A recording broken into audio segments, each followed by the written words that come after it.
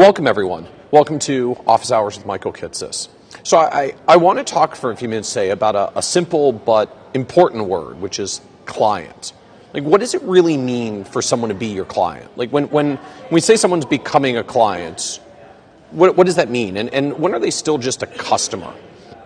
As a financial planner, like, are the people we work with customers or the people we work with clients? And the idea of differentiating between customer versus client, I know for some people it just sounds like silly semantics, but the reality is that words actually matter. So just think about it for a moment. Like, when you envision in your mind a client, what do you see? Now picture in your mind a customer. What does a customer look like? And do you have different images that are coming to mind when you start thinking about customers versus clients? And like, as an advisor, who do you want to be doing business with? So I find most of the time that when I ask this question, the image that comes to mind when I say customer is usually someone shopping at a store, like a retail store. And if you've ever worked in a retail customer service job, you really know what I'm talking about. So my first real job, was a cashier at Roy Rogers, the fast food fried chicken chain. And I stood on one side of the counter, and customers stood on the other side of the counter. And the customers lined up, and they ordered food, and I entered it into the cash register machine, and I took their money, and I gave them their change, and I went and got them their food, and I gave them the food, and then they left. And then the next person came up to the counter, and the process repeated itself over and over and over again.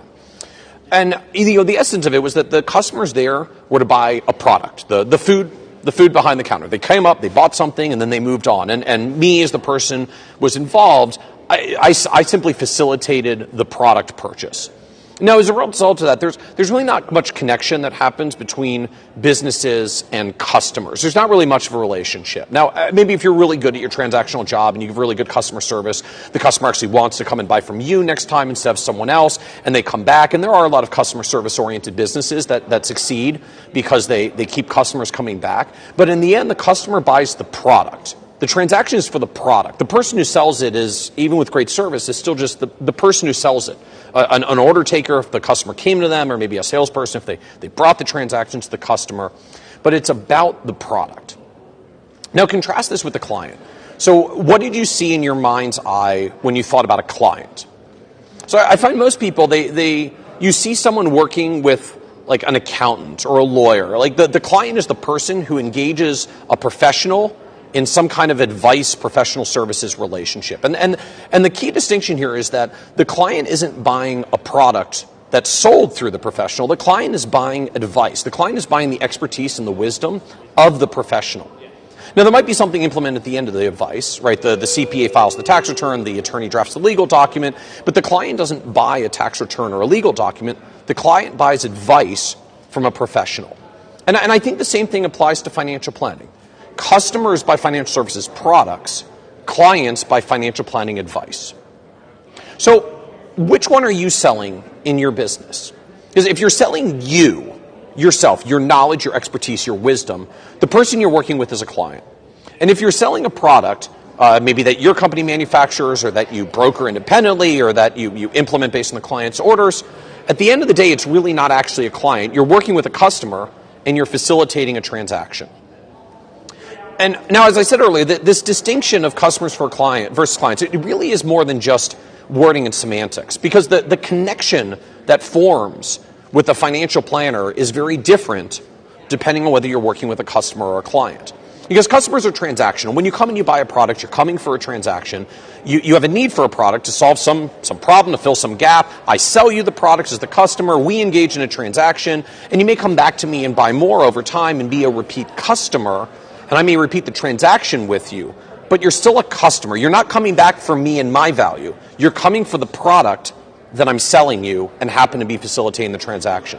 Or viewed another way, think like with your customers, what happens if you don't have the product to sell anymore?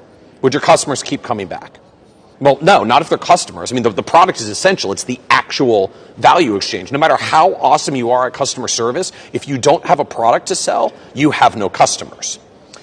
Clients, on the other hand, are relationships where the advisor actually provides the value.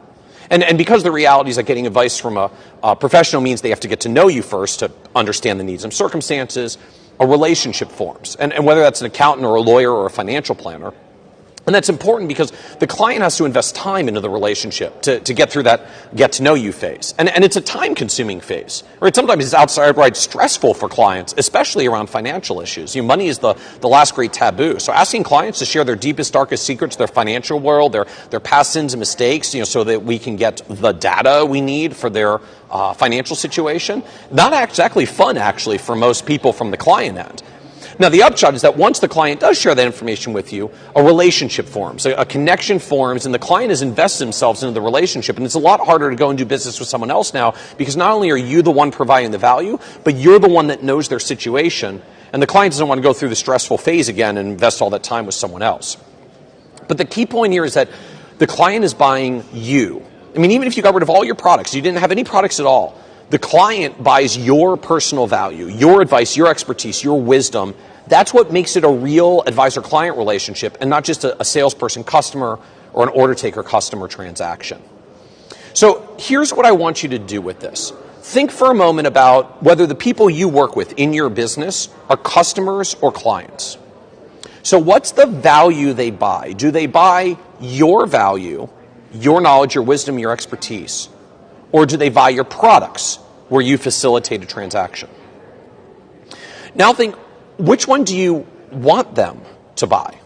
What do you want your business's value proposition to be based on? Do you want the business to rely on the value you provide or the value that someone else's products provide where you're simply the conduit? And now even think about how you talk about the people that you work with. Like what word actually comes out of your mouth? Because I actually know a number of advisory firms that talk about the people they work with as customers. And when you talk about them as customers, as people who transact with your products, you tend to treat them like customers. Not people you have a relationship with, not people who value you for you, people who buy your products, so you want to sell more of their products. Which means for at least some of you, if you want to build more value in your business, if you want the people you work with to value you for you, the starting point is to call them clients. Use those words, not customers. Because when you call them clients, ideally you'll start to try to treat them like clients, people with whom you have a relationship where the value is you, not customers who simply buy one or several of your products over time. And this stuff matters right down to the end, because actually when you look at even the value of a business, when you try to sell it, it's very different. Right? Are you selling an advisory business with clients, or are you selling a book of customer names? Because that's actually where the label, like a broker's book of business, comes from. The broker's book of business was literally a book that was a contact list of all the customers that they had done business with, i.e. that they had sold previous brokerage products to. And someone would buy the broker's book of business because it was literally a book with warm customer leads to sell more products to as the next broker that came along. But that's entirely different than selling a business with clients who have a relationship with the business and value the business, not the products it sells from other people, and work with the business on an ongoing basis. And that's why when you look even at how advisory firms are valued, businesses that have actual clients with ongoing relationships generating ongoing revenue are worth 2 times trailing revenue. While a book of customers name, a book of business client customers from a broker typically only sold for 1 times trailing revenue. Because customers literally aren't worth as much to a business as clients. So as you build your business, as you build your advisory firm, consider what you really want to build. Where do you really want to anchor the value? What is your connection to the people that you do business with? And what do you call them? Customers or clients? And is the name really reflective of the relationship you have with them? Do you call them your book of clients, but at the end of the day, it's really just a book of people that have bought products from you?